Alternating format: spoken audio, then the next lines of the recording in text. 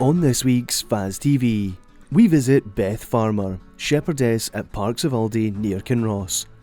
Beth is an elite curler, but has since retired to pursue her farming dream. Beth talks us through her career as an international athlete, as well as her transition into full-time agriculture, alongside the thriving community of farmers involved in curling. We join Beth as she competes in the Chuck Hay Farmers Bonspiel, which brings farmers from all over Scotland together to compete once a year in Perth.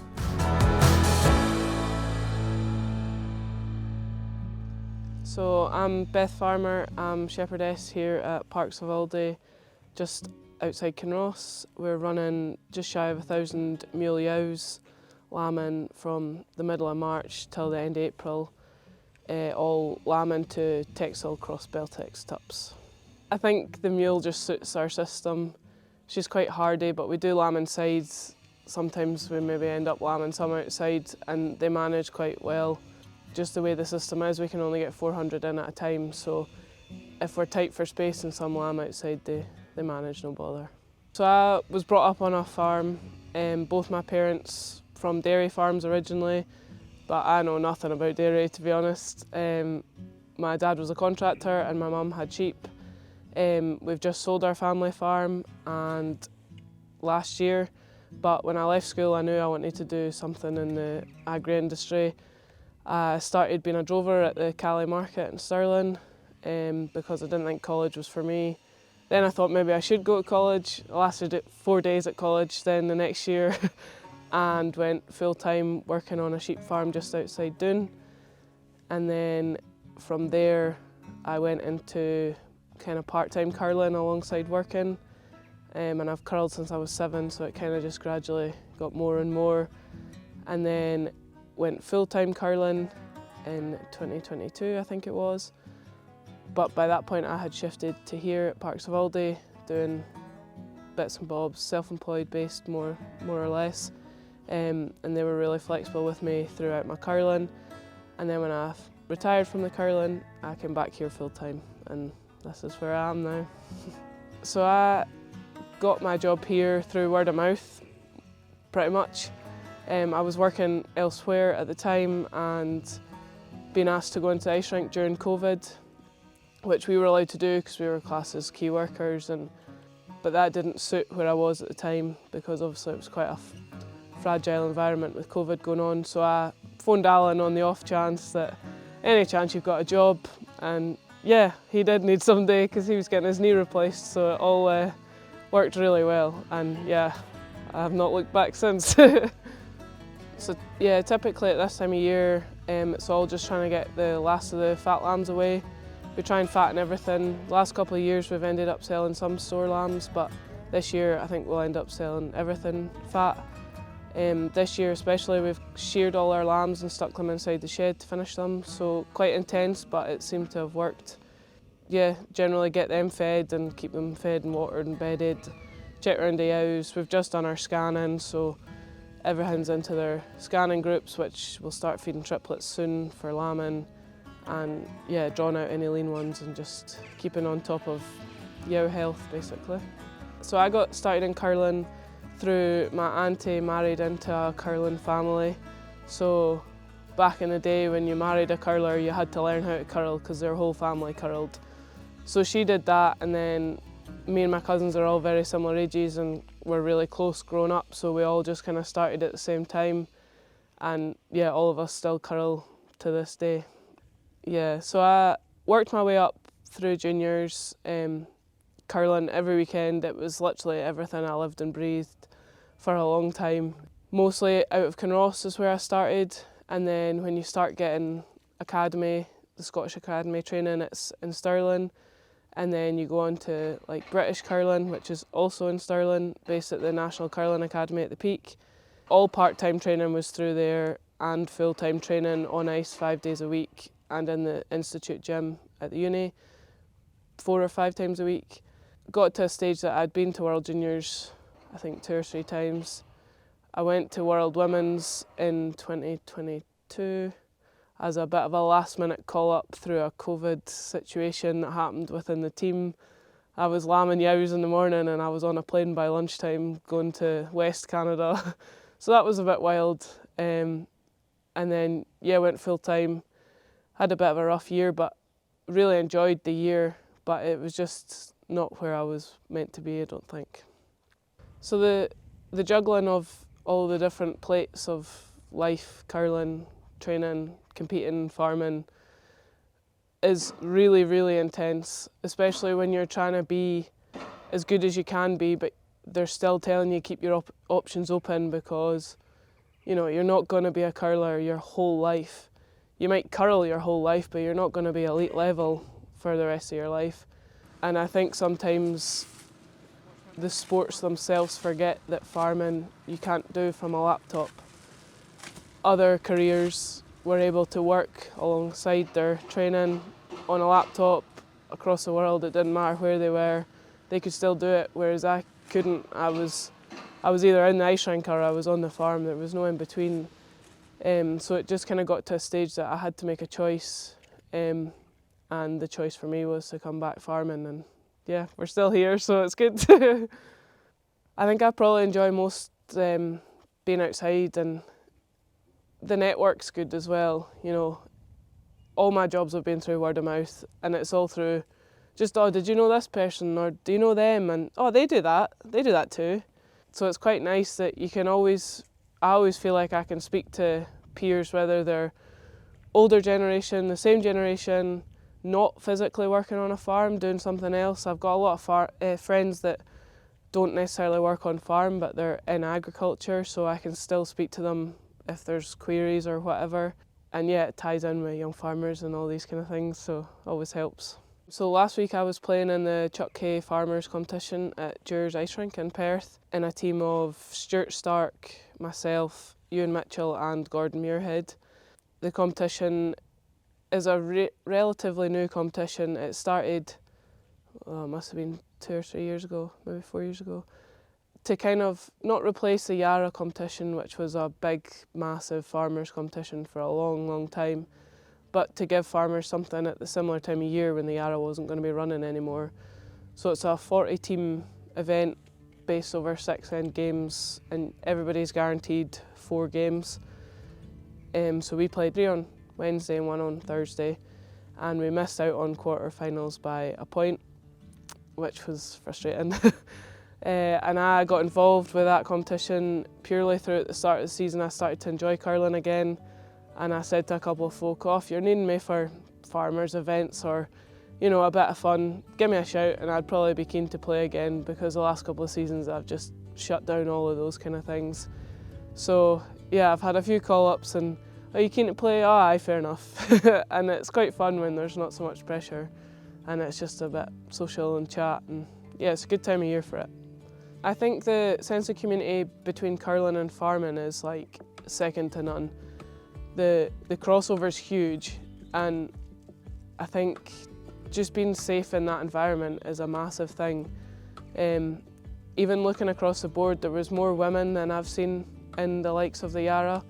There was full women's teams that you don't necessarily see that often, and they're all involved in agriculture too, so it's just nice to see that, you know, there's people getting asked to play whether they're women or not. I'm probably curling like once a week on average, mostly at nights, not always, not during the day if I can help it really, more for just like the Chuck Hay and things. So I think it's a massive thing to have another hobby or another outlet away from the farm. I think you can get too dialed into just farming, and obviously everybody loves it, because if you didn't love it you wouldn't do it. But you have to have something else to let your mind be away from the farm and speak to people who either are farming or aren't farming. Equally as good talking to one or the other. Curling's probably my main outlet alongside the likes of young farmers in the gym, but it's all for similar things.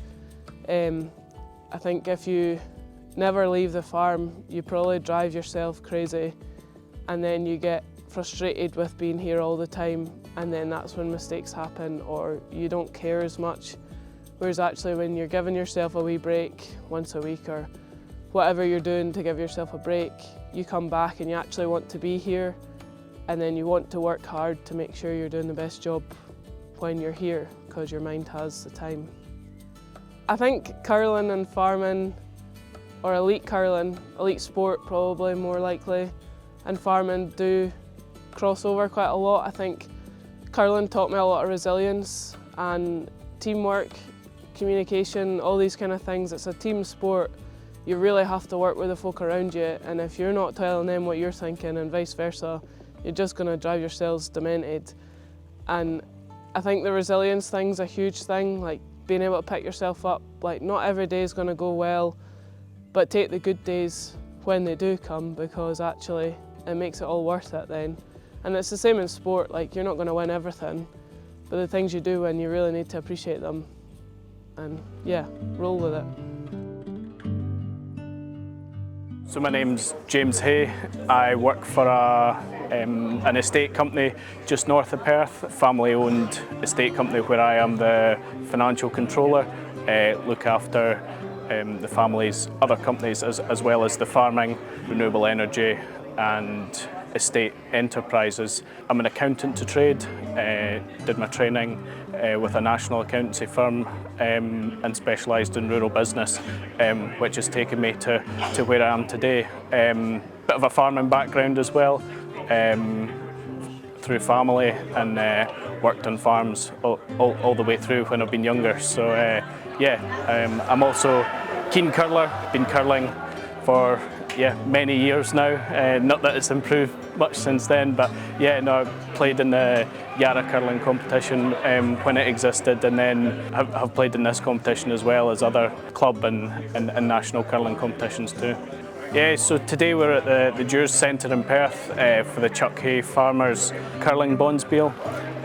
We're in our third year now, kindly sponsored by Thornton's in partnership with Farmstrong. It used to be the Yarra curling competition, which was at one point the biggest curling competition in Europe by number of players. When Yarra ceased to continue their support for the competition, we thought it would only be fitting to make it in memory of my grandpa. We've got 40 teams here this week. Probably majority will be farmers or have a strong farming connection, like myself, not a dirty-handed farmer, but I do have a connection to the rural industry, and that's where Thornton's playing well as well. They're a big rural business side to their business, so they're only a fitting sponsor as well as Farmstrong as well. Curling's traditionally a winter sport, and fitting in with the farming calendar, it's usually slightly quieter in the winter time, so you can usually find ice rinks are stacked out by farmers quite often. That's the usual mainstay for the numbers that back Scottish curling these days. The reason we made it the Farmers Trophy, my grandfather was a world champion curler, but he was also quite a reputable farmer in Perthshire as well. So although we're based here in Perth, we are have entries from all over the country, Aberdeenshire, Inverness, down to the borders and the west coast as well. So Scotland's quite well represented here from the farming community. As you alluded to earlier, the mental health side of farming these days is having a bigger and bigger impact into the way people lead their life and run their businesses. So curling, whilst you're still socialising with fellow farmers, you're also playing a competitive sport at the same time to take your mind off the probably day-to-day burdens that the farm can bring with it. Farmstrong Scotland have been invited to be the charity partners here. This is our second year, and the reason we've been invited to come along is because there's so much of this event that ticks the boxes of what we're doing at Farmstrong. So Farmstrong is a wellbeing charity. We're encouraging farmers to look after their physical well-being, their mental, their social and their emotional well-being. And the basis of that is the 5 ways to well-being. So being active, connecting, giving, taking notice and learning. And so many of these are ticked off by today's event. So you get here, you're off the farm, you're doing something physical while doing the curling, but also connecting with all these other people. It's one of the biggest curling competitions in all of Europe. And it's just so great to see so many farmers and crofters off farm taking part. There's lots of ways people engage with Farmstrong. You can sign up to the newsletter, you can go on our website, follow our socials, and there's lots of just small tips on there that you can learn from what others are doing. So it's a peer-to-peer program. So we encourage other people to make small changes to help their own well-being. So it might be that you want to try curling for the first time, or maybe you've curled in the past and you want to start again, or it might just be that a good excuse to catch up with friends. Whatever it is that helps boost your own well-being. So our research and conversations that we've had at Farmstrong events, we know that farmers can be quite isolated, can be quite lonely.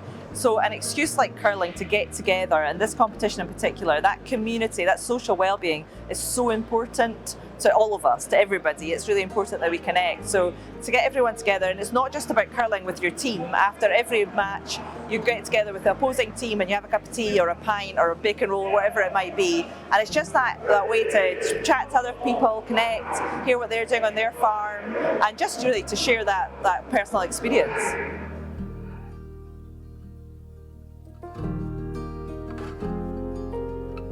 Name's Alan Sim. I've been here 31 years. I was stopping in Grieve when I come here with cows and sheep and the rest of it. Then I changed things in 2002.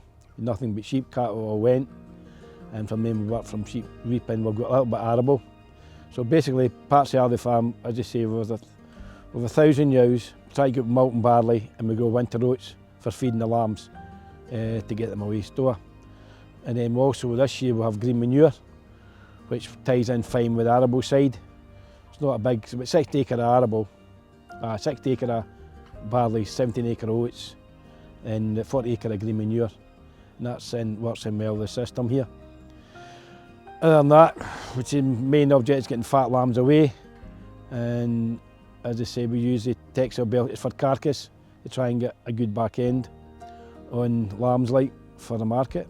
And that's what the market wants. Basically, when I first come here, Sir David Kinross, it was Sir David, and it was for he'd shooting. He had 5 shoots a year, and there was pheasants here and everything. That was what he liked. He liked his farm. It was his baby, and that was it. And we worked round that. And then as went on, unfortunately, Sir David took dementia, and he died 4 years past 22nd of January. So really, there since then, Sabine, his wife, the Kinross family, they've taken over, or we run it for them. Like, there's actually Peter Hall from Lawrence School. Him and me work together. We run the place for them, and that's how it works. It works fine. Peter is a very good consultant, and work very well with him. And it suits the family, and it suits me and Beth. So it works well that way. Well, I've known Beth for a long while, because my youngest daughter, curled. And that's how we got to know Beth, because Lindsay, my youngest daughter's a curler. In fact, she still curls with Beth yet. And that's how we got to know. And then I was needing a new knee. I needed, at that time, I needed 2 new knees. And I was at a surgeon at Murrayfield, and I thought, I think somebody might work. And the road time, this number came up on my phone. What was that? Like, so I come home and I thought, I phoned her up. I phoned it back and said, it's Beth. Hi, Beth. Why are you phoning me? She says, any job is going. I said, you couldn't have phoned me at a better time. Come and see me tomorrow. And that's when she started. We're going to do sheep's feet, and she thought she was going to turn every hour. I've got a crate for that. She didn't realise that at the time. She thought we're turning 900 sheep over my hand. So that's how it's worked. So our part-time curling worked in with us. My other daughter, my oldest daughter, the 2 of them were really, my 2 daughters going well with Beth. The 3 of them worked together. And I worked in fine at that time, 5 years ago.